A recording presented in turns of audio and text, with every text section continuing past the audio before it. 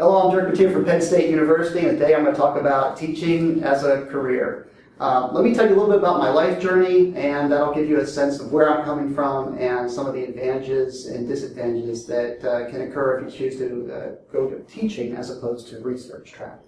I was a high school teacher for 2 years. I taught high school math and science and coached basketball before I ever went to graduate school. I kind of knew before I went to graduate school that teaching was what I was interested in, although I was very open to research as well. By the time I completed my PhD, the job that I landed and the one that I wanted was at Goucher College in Baltimore, Maryland. And it's a great small institution where the largest class size I ever had was 15 students. And if you're out there kind of thinking about things in terms of this video right now, you should be thinking to yourself, well, 15 students in a classroom, that's perfection, right? Because everything that you would want to do with students, you could engage them one-on-one if necessary, you get group discussion together, and life should be perfect. And I loved my job at Goucher College. It just turned out that for me and my family, commuting back and forth and kind of going on the Beltway wasn't the lifestyle that we wanted to live. So after a couple of years at Goucher College, I secured another position at Grove City College in Western Pennsylvania. Now, Grove City College is a slightly bigger liberal arts college, and the classes were slightly larger. So there, the average class size was about 50 students as opposed to, say, 12 to 14.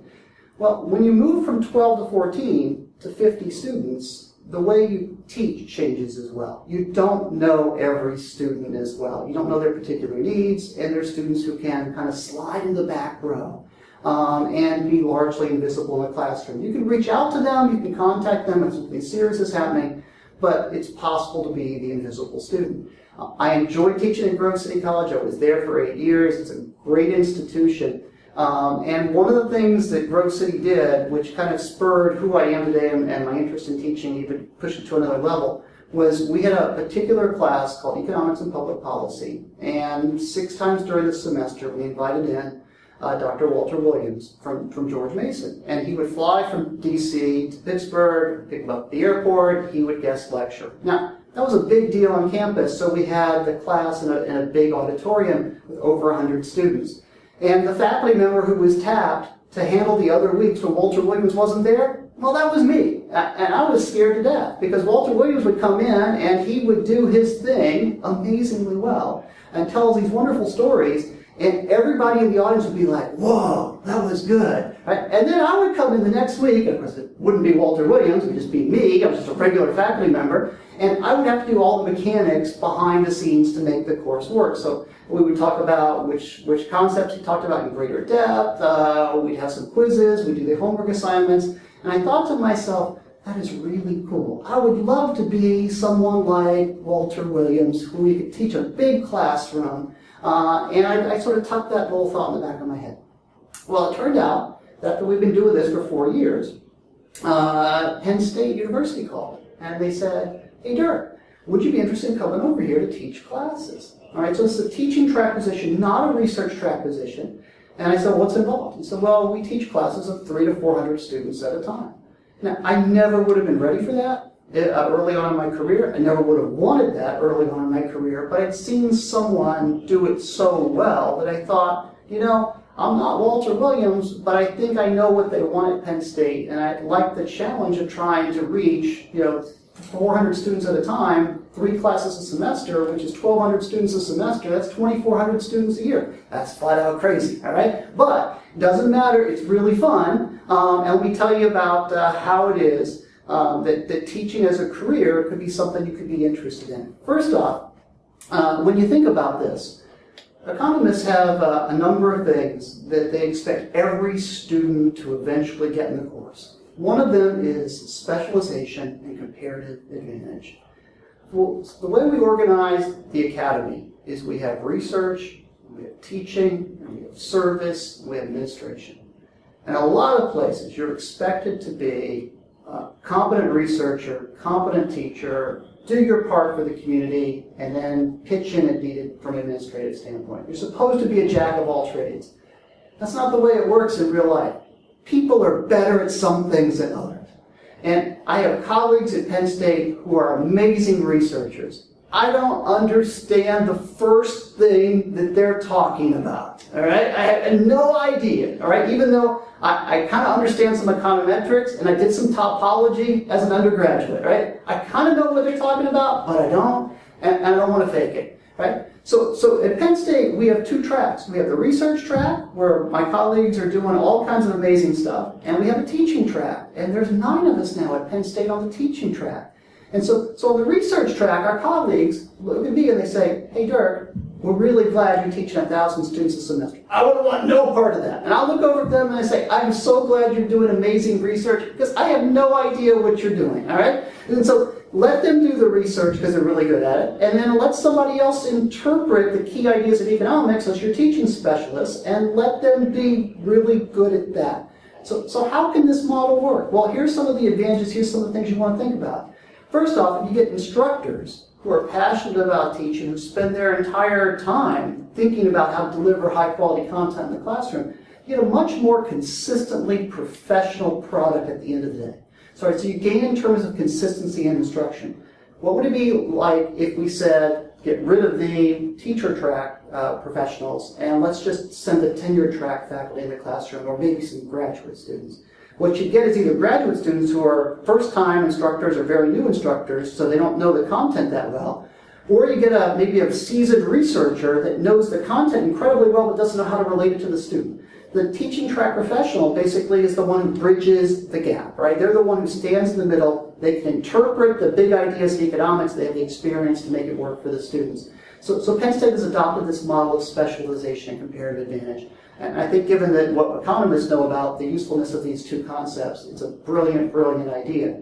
So I'm kind of standing here before you today to say, have you thought about teaching, and have you thought about teaching in a context maybe you hadn't thought about it? Yeah, you can go the liberal arts route. Yeah, you can go to a small college where teaching is valued. That's fantastic. Yes, you can go to a community college where teaching is everything compared to research. Yes, you can teach online, right? You can teach a lot of different ways. But there's a very attractive alternative model at many Research One universities where you can become a teaching specialist. Now, here's the key to making it work.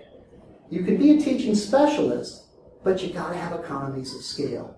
You've got to be a person who can take a large cohort of students and take that burden off of the research faculty. So that works really well here in economics, where we can scale up a classroom into a large auditorium, and then the instructor comes in and delivers high-quality content. You can use the graduate student then to be the grader or hold office hours. You can get undergraduates involved in the grading as grading specialists. And what you get is you get a classroom environment where everybody is doing one specific part of the course, and the overall course ends up being better because you've got people that are really good at delivering it. That would be the teaching specialist model. Why should you be interested? Well, a couple of other reasons here. The market's really thin. It turns out there aren't that many people that have chosen to go the teaching specialist route, at least at major research universities. So if you get good at teaching a big classroom full of students, you'll be in high demand. Which means, of course, you can leverage that skill set, not only at your current employer, but at other employers as well. It also takes a lot of management expertise. So to be a teaching specialist, you want to be a good manager. Right? If you've got 1,000 students, plus you've got a couple of TAs, you've got undergraduate graders, and you've got all the things that can go wrong when there are 1,000 students. You have to figure out how to manage everything, pull it all together, and kind of internalize any problems right there in the classroom. So management expertise is important as well. The market is thin. And the other thing you want to think about here is what's called marginal revenue product. Something we talk about in economics, which is how much value do you create? Let me give you an example to prove the point about why there's a wedge or an avenue here for teaching specialists that's going to grow through time. Suppose you're a tenure track economist at a research university. So you've made it big, you're a full professor. A typical salary for a full professor in economics at a Research One university might be $200,000 a year. Well, what's their typical load look like? It's probably a 2-1 load. Some of that will be graduate classes, some of that will be advanced undergraduate classes. They might teach 75 students, right? Take $200,000 and divide it by 75. What do you have?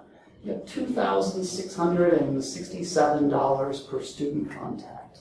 Do the math. That doesn't work these days. That's incredibly expensive. So suppose the university goes out and hires an assistant professor who also has a 2-1 load, but they pay them $100,000.